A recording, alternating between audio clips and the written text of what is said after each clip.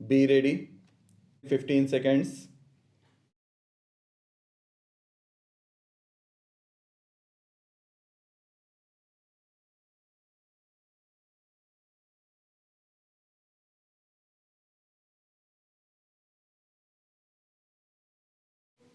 Mr. Speaker, Sir, this is the seventh day, I believe, of this debate, and 70 persons have already spoken. I am the 71st in the long procession.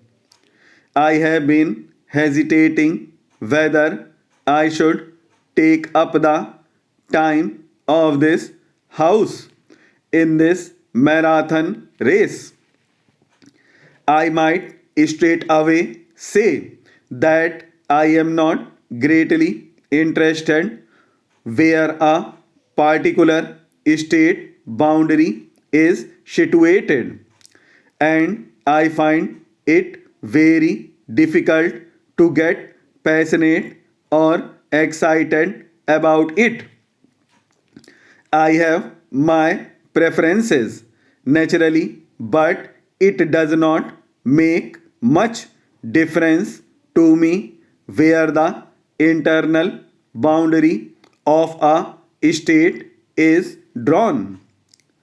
Infinitely more important is what happens on either side of the boundary, what happens within the state, and what happens to people inside a particular state who may linguistically or in any other sense form a minority.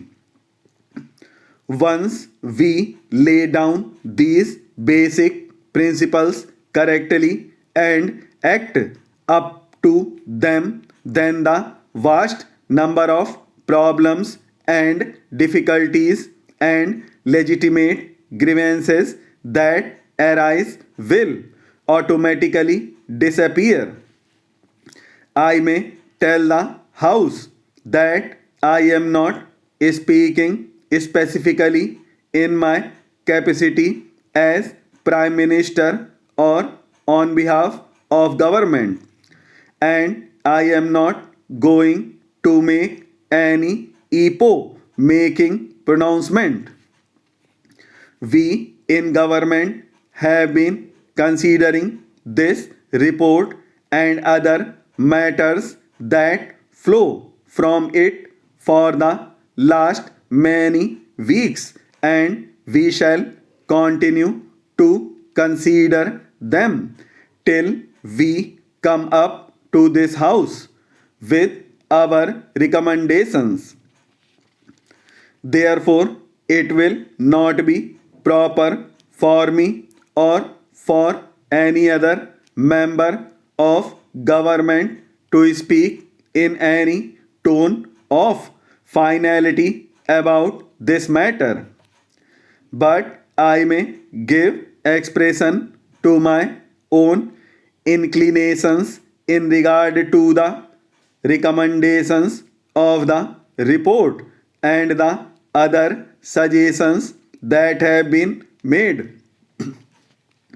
One thing I should like to say is that I have regretted very greatly certain criticisms that have been made in the press against the Commission.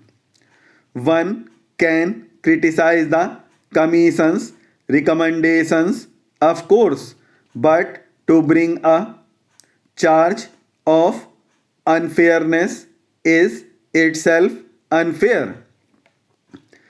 It is the kind of approach which will make such work much more difficult hereafter.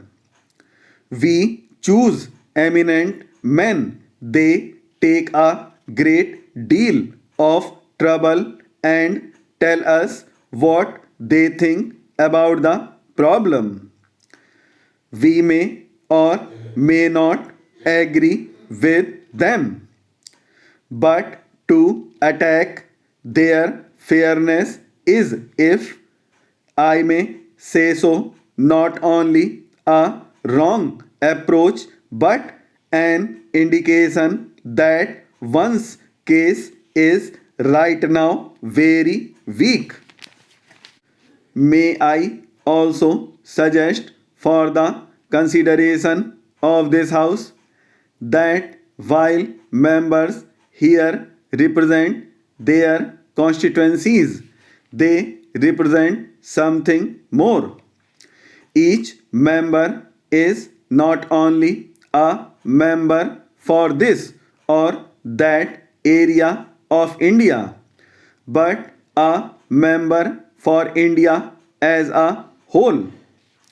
He represents India, and at not a time can he afford to forget this basic fact that India is more than the little corner of India that he represents.